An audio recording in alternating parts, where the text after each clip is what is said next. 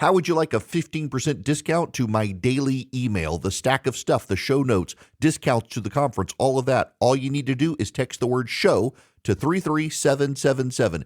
You'll get the annual subscription with a 15% discount to my daily email. You'll get the stack of stuff, the links to the show notes, discounts to the conference, and so much more. All you have to do is text the word show, SHOW, to 33777. Text show to 33777.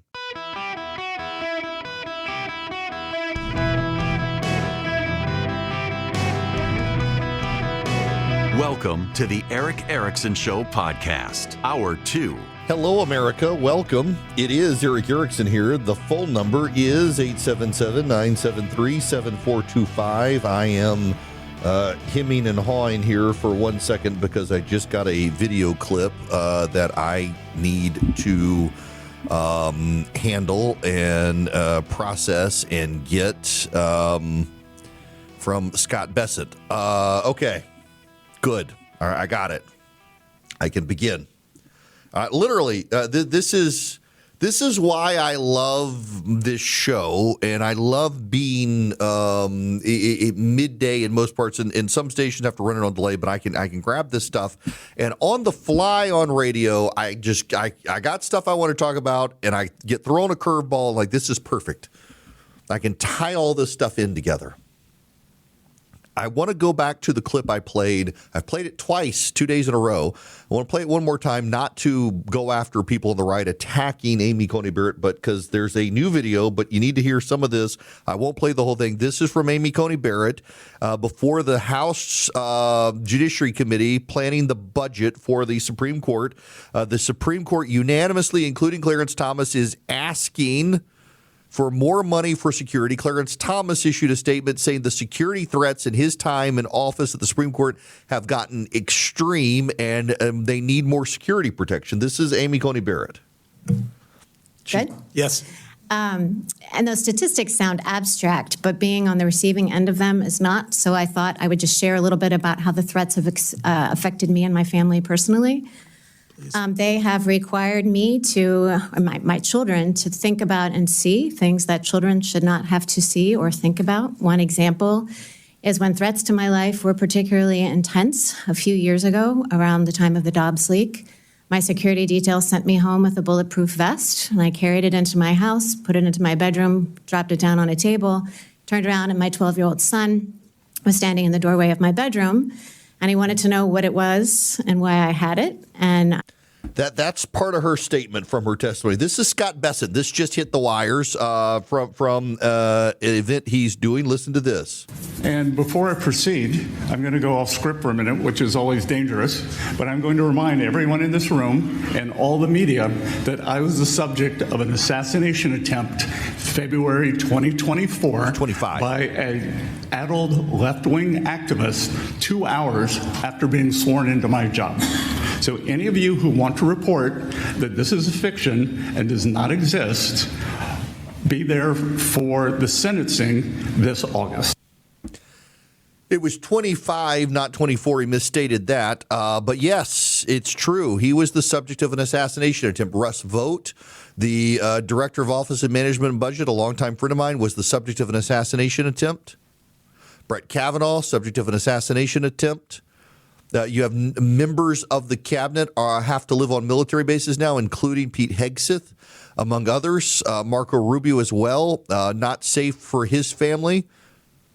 The president, of course, multiple assassination attempts against the president from left-wingers. Marco Rubio, Scott Bessent, and others in the administration are taking on this growing round of violence. I want to play for you. This is a little bit of a lengthy excerpt, but he's always very listenable. This is Marco Rubio, the Secretary of State. For far too long, however, our counterterrorism doctrine has had a blind spot when it comes to extremist violence from the political left.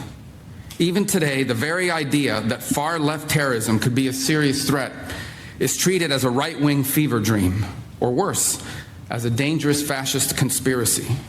It's treated this way by many in the press, by many in academia and our universities, and by many of our legacy institutions. You will no doubt see the dogma rear its head in the coverage of this very conference.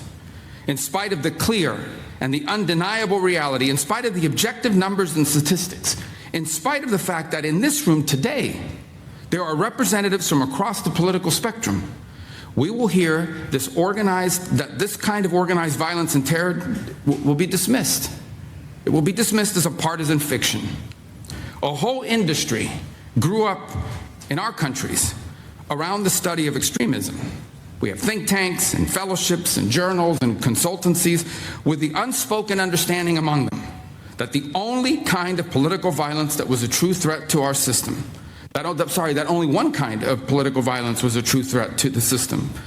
A bomb planted by a neo-Nazi group was a nefarious and murderous act of evil. It is. But a bomb planted by a Marxist revolutionary, well, that's just merely a tragic excess of idealism. Perhaps its means were misplaced or overzealous, but its ends were virtuous and just. That's the implication of how they treated. For years, this extraordinary ideological prejudice was embedded in the way we talked about political violence and extremism.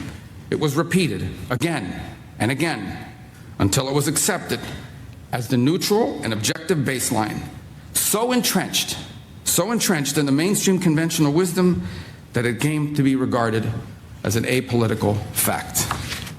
It is the reason why, here in my country, so many people in positions of power have repeatedly dismissed acts of violence and even terrorism as legitimate forms of political expression, so long as they served a left-wing cause.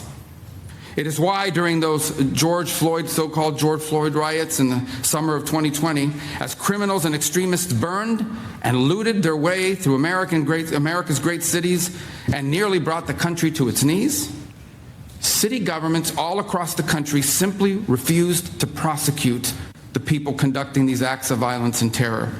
It is the reason for the now infamous image, maybe you all recall this, of a news anchor from a very prominent agency, a news anchor standing in a neighborhood consumed in flames. Meanwhile, the chyron on the bottom read that the protests were mostly peaceful. This was something worse than a double standard. Left-wing violence was not just excused, it was treated as sacrosanct, a protected class unto itself. That era has to end. He's right. The progressives in the press very often ally themselves with violent actors on the left. Look at all of the emotional energy from those who have claimed that there's no such thing as Antifa. Here in Atlanta, we know Antifa very well because they have firebombed buildings, including a youth facility. They've stormed into churches to harass pastors and congregants because they were targeting individuals they did not like and disrupting whole church services because of those individuals, among other things. And the media says Antifa doesn't really exist. They pretend to not exist. We saw Don Lemon and the black activists from Black Lives Matters in Minnesota storm into a church, and the local prosecutor has decided not to prosecute them because they claimed it was a peaceful protest, despite people having to flee the church. Progressive prosecutors refusing to prosecute disruption of worship services in the United States because they're on the side of the left. Time and time again, left-wing violence in this country gets excused by the media, apologized for, and covered up by progressive politicians, progressive district attorneys, and others. I very much appreciate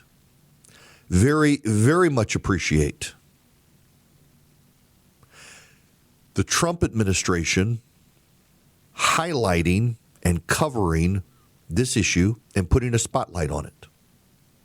For years, the media has said that right-wing violence is on the rise, and the reality is in the last few years, left-wing violence has been on the rise, and we're finally getting the left to recognize that it is happening, but also we are increasingly problematically, I'm afraid, at a point in the country where still too much of the media excuses left-wing violence. It's understandable. You know, Donald Trump has caused it. Donald Trump has provoked it. They keep blaming the right for the left getting violent. I have been the victim of right-wing violence and threats and left-wing violence and threats. And you know what?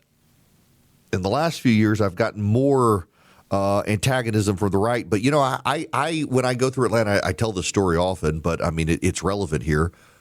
I don't travel through the airport in Atlanta, Georgia anymore. I'm too recognizable, and literally got accosted by an angry Kamala Harris voter in November while I was standing at a urinal. It's happened to me from people on the right.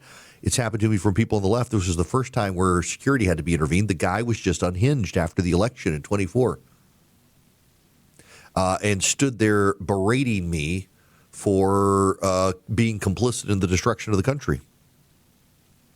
It has happened to me in other parts of the country as well, but most notably where I'm most familiar is because I've been on the radio and TV in Atlanta for so long, notably, and people on the left are increasingly becoming unhinged. I want to play for you. This is a candidate for office in military uniform who clearly has been poisoned by online commentary. Just listen to some of this from this guy. We are at war with evil. This is a war between God and the Antichrist. There is no doubt in my mind that the President of the United States, Donald J. Trump, is the Antichrist. He is a false Messiah, and he is your enemy, and he must be killed. Why do I believe this? President Trump posted an AI-generated image of him in the likeness of Jesus Christ. He has also criticized the Pope. He is nothing like Jesus Christ. Now, for context, that guy was in a U.S. Marine uniform. He is a Marine who is running for office in Florida as a congressional candidate, Democrat, calling for the death of Donald Trump. And he sounds like he's been indoctrinated on a Reddit thread. This is another person, this guy in military uniform, calling for the death of the President of the United States. It is a recurring pattern on the left, and they continue to get a pass by members of the media as they continue to get more violent in the country. I really am more and more concerned about this. I'm concerned for myself and my family on this. I'm concerned for the Supreme Court justices and members of the cabinet. Concerned for you. Here's what's going to happen as well. These people have an agenda, and at the bottom of the hour, stick around because I got some amazing video from Democratic Socialists talking about what they want to do. They can't do much of what they want to do in our constitutional system. They don't have the votes for it. They can't get rid of the Senate, and they can't get rid of private property rights. They can't just tax billionaires to death. They can't do it. They don't have the votes. And what's going to happen is they're going to blame the system. And when they blame the system, the only way to fix it is to get rid of the system. And the only way to get rid of our system is through a revolution. And they will slowly build the means and ideologies to justify that sort of revolution. And there will be hell to pay. That is, again, why I think you and I have to do everything to keep them from power. Keeping the socialists as far away from power is a national security interest. But that includes us policing our own side to find the very best candidates and to hold our own side accountable when they deviate from the norms, because if we don't hold our side accountable, a lot of people will sit on the sidelines, and the people with the most passion will then get elected. And the people with the most passion right now are on the left. They're not on the right. I mean, the left are winning when Republicans are not showing up in special election after special election. That becomes a pattern, and it will hold, and that is why we have got to get our side fired up. And you can't fire up people on the right when they're dealing with the problems we're dealing with our own side. You got to do something to stop these people. The violence is coming, unfortunately. I have experienced it in my life. I don't want to go through that. I don't want you to go through that. I don't want these elected officials to go through it. And the left keeps getting a pass by the media because I think part of it, the media is in on it. We got to hold our side accountable, and we got to stop these people. Most people don't realize how much of their personal information is being bought and sold every day. Data brokers are making millions pulling details about you from public records and the internet, then packaging and selling it, usually without your consent. That's how your information lands in the hands of scammers, spammers, even stalkers. It's why you get endless robocalls and why ads seem to follow you everywhere. That's where Aura comes in.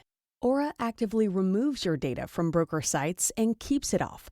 They also instantly alert you if your information shows up in a breach or on the dark web. But Aura goes beyond data protection. With one app, you get a VPN, antivirus, password manager, spam call protection, dark web monitoring, and even up to $5 million in identity theft insurance, all backed by 24/7 US-based fraud support. Other companies might just sell credit monitoring or just a VPN. Aura gives you all of it, together at the same price competitors charge for just one service. Start your free trial today at aura.com/hidden. Protect yourself now at aura.com/hidden.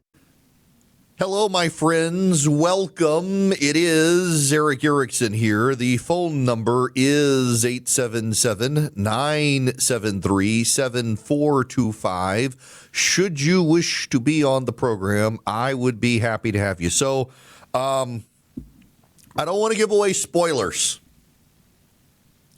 but I will just tell you that for those of you put off at the idea of seeing the Odysseus movie because Elliot Page is in the movie, when you see the role and understand the plot point related to Elliot Page in the movie, it actually makes a lot of sense. A wealthy, powerful person convinces this confused, poor person to take the wealthy, powerful person's place at war, only for it to go badly for the weak, deluded person. Yeah. So, yes, you should go see this movie, I think. It is not for kids. Not for kids. Taking my son to see it on Saturday. I'm looking forward to it. I love the story. The Iliad and the Odyssey I mentioned yesterday. I genuinely... I was introduced to them in third grade. I have read them in poetic form. I have read them in prose form. I have read the Aeneid. I love that history. I love it. I have been to Troy. I have seen the gates of Troy. I love everything about it, and I am so excited for this movie. I am so excited by it. Okay, we got to move on because I actually have some audio of the Democratic Socialists of America in one of their meetings talking about what they want to do and what these people want to do. And they acknowledge that to become a member, to get their endorsement, as some of these people have, that the people who get their endorsements are pledged to do these things, like destroying our system of government. They're pledged to do it. I think that there is a legal argument that can be made that it is a violation of their oath of office, given that they have pledged to do these things, and they should not be seated in the United States Congress. I think there's a very good argument about that, and we will get into that as well when we come back. Right now, I got to tell you about Incogni, however, because there are growing scams and telemarketers and are you behind on the IRS and do you need a loan? Thousands of places on the internet have a file with your name on it. I mean, these people, they get your home address and your cell number and your email address, your medical conditions, your age, how you vote, your kids' names, your kids' social media, your social media. They tie it all together and you can't even read it. But anybody with a credit card can buy it. It's the product of a multi-billion-dollar industry called data brokers, and your file is collected, packaged, and sold legally. So the scam calls you get, the phishing calls you get, the telemarketer calls you get, someone paid for your file. And last year, people lost a record $20 billion to fraud. The scammers didn't get lucky. They got prepared. They got your information. They paid for it. You can get it too. You got to buy your own file. So I did something about mine. I was tired of the solicitor calls, so I used Incogni, Incogni. Incogni goes broker by broker and forces them to delete your file, and when they put it back online, Incogni follows up and makes them delete it again. If you go to incogni.com/Erick, incogni.com/Erick, you can save 60%. Incogni, incogni.com/Erick. Take your private life off the market. Get your data files deleted. Incogni.com/Erick.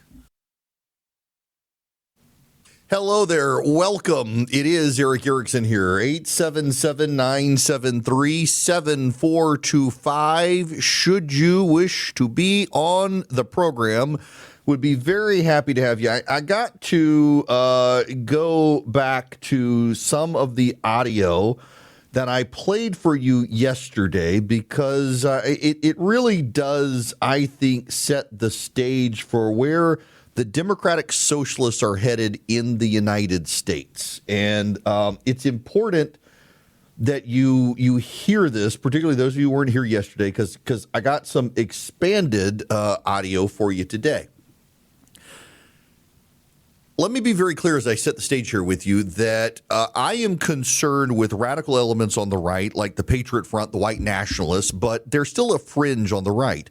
And it is one reason that I am so very, very adamantly intent on calling these guys out, because I don't want them to rise on the right the way the anti-Semites and the communists have risen again in the Democratic Party.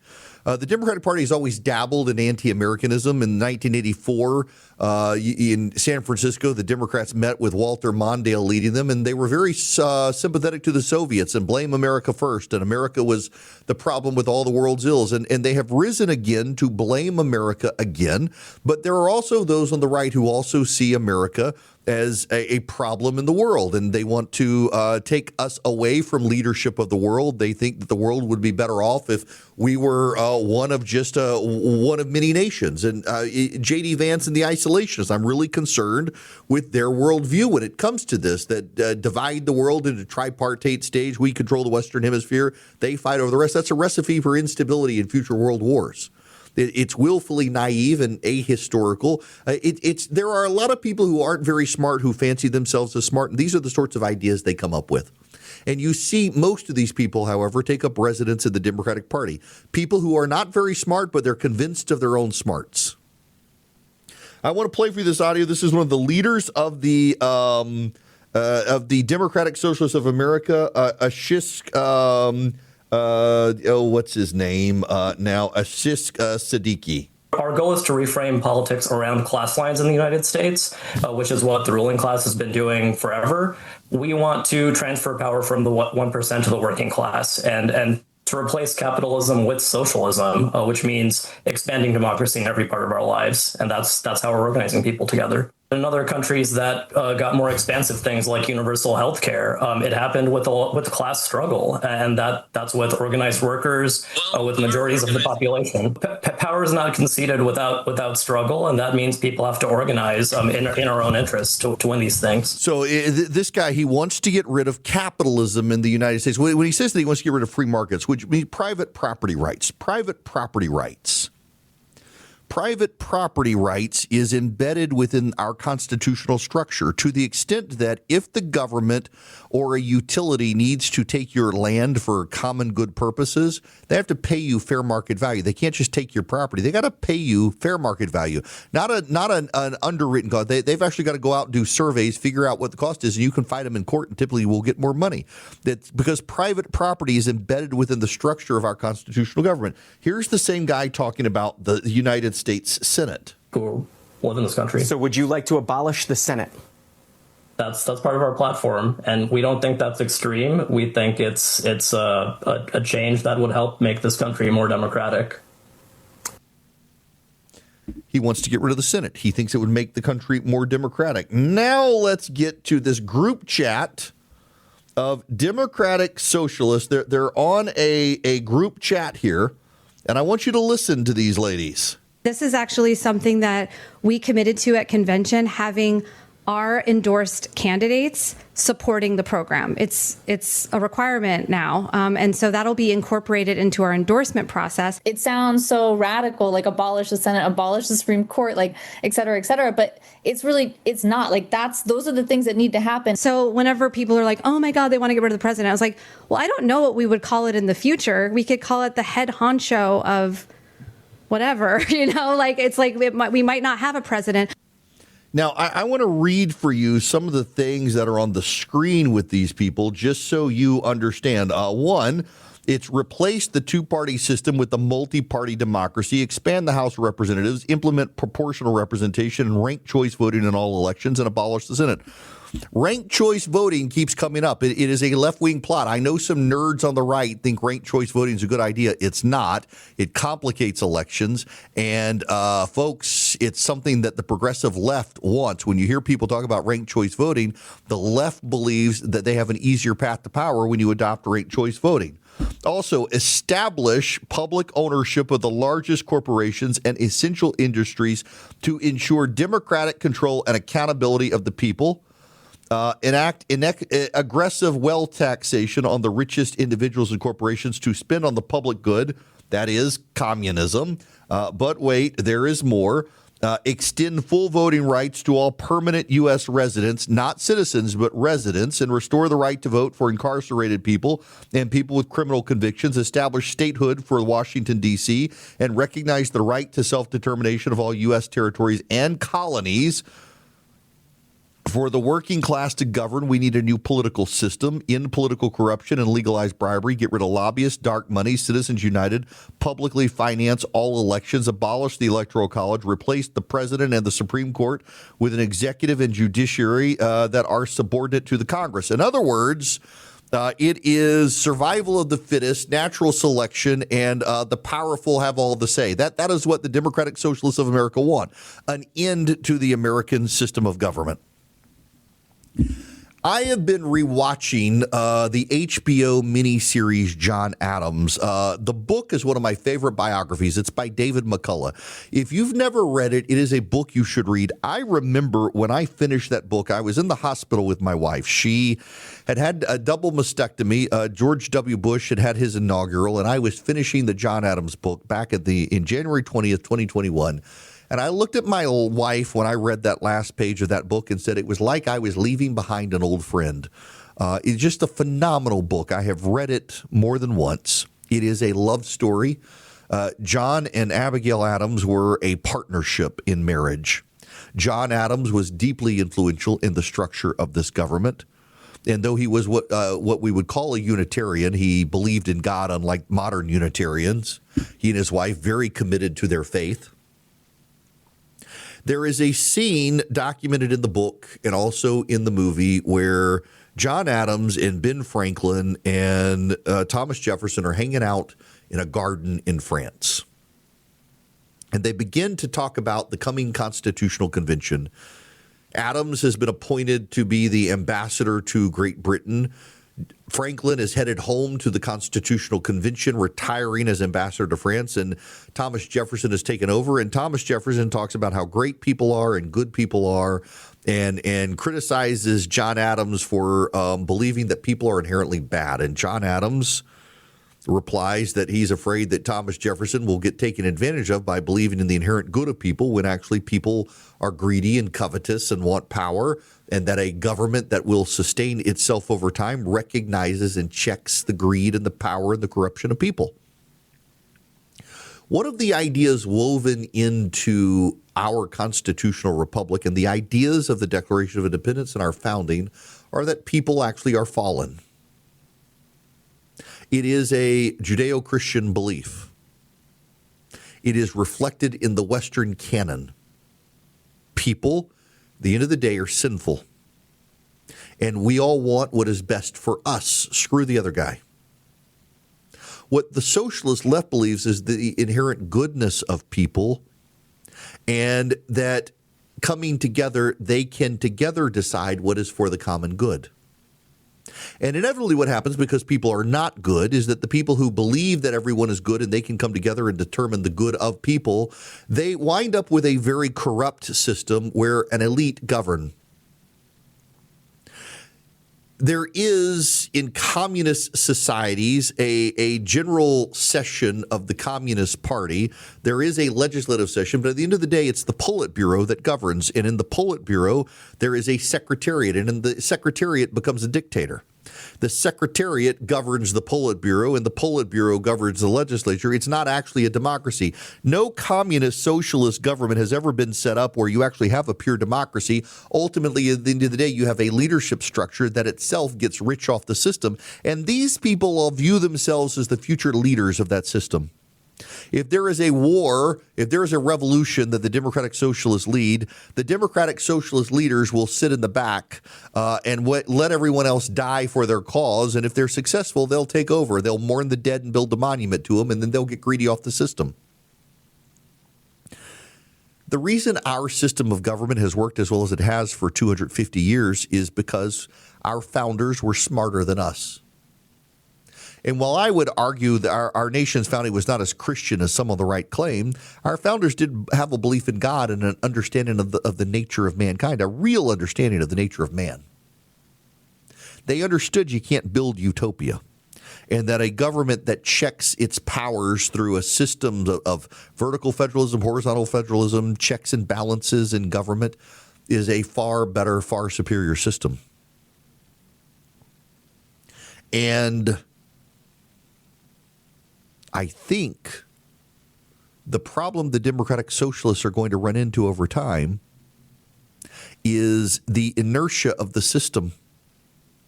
They're not going to be able to do what they want to do. They're not going to be able to get away with what they want to get away with. They're going to have to ultimately call for revolution. And I don't think most Americans, even younger Americans, really want to part ways with a system that is now still the oldest still existing and used constitution in the world. And I think what ultimately is going to happen is that the Democratic Party is going to take themselves back from the Democratic Socialists. They're going to have to. There are growing alarms on the Republican side about where the GOP is headed. The corruption issue I brought up repeatedly today, among other things, what the president is going to say in his address tonight, among other things. But the Republican Party, at the end of the day, still likes America. Black voters in this country actually like America. You have antagonists within the black leadership of this country that hate the United States and believe it's illegitimate and still infested with racism and promote slavery, et cetera, et cetera, et cetera, et cetera. They still believe all of this stuff. But at the end of the day, most black Americans love the country. Like I heard Joy Reid, I played that clip before the 4th of July, that most black people don't celebrate the 4th of July. No, I think most black people do. In fact, all the black neighbors that I have were outside shooting fireworks with the rest of us and barbecuing for the 4th of July. Their holiday, too. They recognize the greatness of this country. It's only the Democratic elite, only the black elite in this country that really hate the country. And they hate it for the same reason the Democratic Socialists hate it. They know deep down they're not really in charge. And they want to be in charge. They want to be leaders of the movement. And you can't really be a leader of a movement in a republic that is as democratic as ours, because everybody in an arm's length transaction with their private property rights makes the best decision for them and their family without the governing elite in charge. It's one of the problems with the new right, just like the left, the Orrin Casses of the world and others. They want an industrial policy and economic policy dictated to by Washington, D.C. That is a benefit to the rest of the country. But those people are like the socialists, and they want a one-size-fits-all policy for America, where you and I work on a daily basis in arm's length transactions to determine what is best for our families. There is not a single person in Washington, D.C. who knows what is better for my family than I do. There is not a single person in Washington, D.C. who knows what's better for your family than you.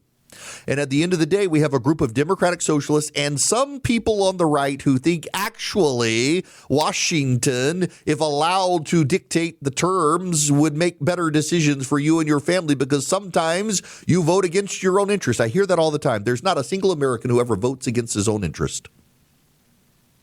Never has there been an American who voted against his own interests. Sometimes he puts his cultural interests ahead of his economic interests. Sometimes he puts his economic interests ahead of his cultural interests. Oftentimes, they vote for economic pocketbook issues and not cultural issues.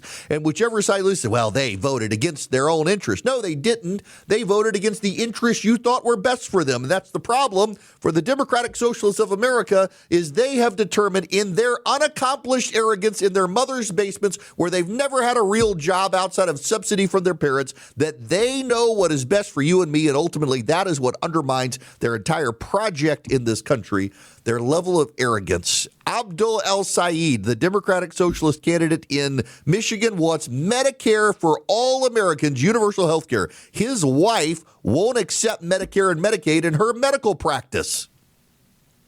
The hypocrisy of these people is astounding. They think they know what's best, and deep down they know what they want is not best for everyone else. It's just what enriches them the most. Hello, welcome, my friends. 877-973-7425. Should you wish to be on the program, I would be very happy to have you. If you text SHOW to 33777, you should come hang out with me October 10th for the Not Safe for Radio show, where I get to tell you all the stories that are not safe for radio. Also, we'll get into some of the political stories that I've never told on stage before, that I can't tell on radio, but I can confiscate your cell phone so nobody can record me. I can tell you all the stories but otherwise can't. This is from the Washington Free Beacon. Hunter Biden's victory lap after securing a $1.7 million defamation judgment against former Overstock CEO Patrick Byrne was short-lived. Last week, a federal judge in California ordered Byrne to pay Biden for falsely accusing him of participating in an $800 million Iranian bribery scheme while his father was president. The younger Biden celebrated the decision and accused Byrne of hiding in Dubai to avoid depositions and hearings of the lawsuit. On Friday, I was awarded $1.7 million in punitive damages by a Reagan-appointed federal judge, wrote Biden, a former crack addict who once cheated on his wife with the widow of his dead brother, Beau, in a 500-word X-rant against Byrne. The judgment would mark a substantial and much-needed windfall for Biden, whose multi-million-dollar lifestyle evaporated after his father left political office. However, it appears that his former law firm that represented him has filed a lien against the $1.7 million settlement to recoup legal bills that Biden has refused to pay. Biden owes the firm millions of dollars for representing him during several civil cases and during his federal tax evasion and illegal gun ownership cases. Biden owes the firm fees and costs substantially in excess of $1.7 million. Winston Taylor sued Hunter Biden in the Superior Court for D.C. in June of 2025 over unpaid legal bills. And of course, the value of Hunter Biden's paintings have now collapsed because, surprise, surprise, it turns out that when your father is no longer President of the United States, people don't value your paintings as much as they once did. Not surprised by that at all, actually. 877-973-7425 is the phone number. Now, are you tired of filling up your water tank and having to pay to keep it heated, electricity or gas?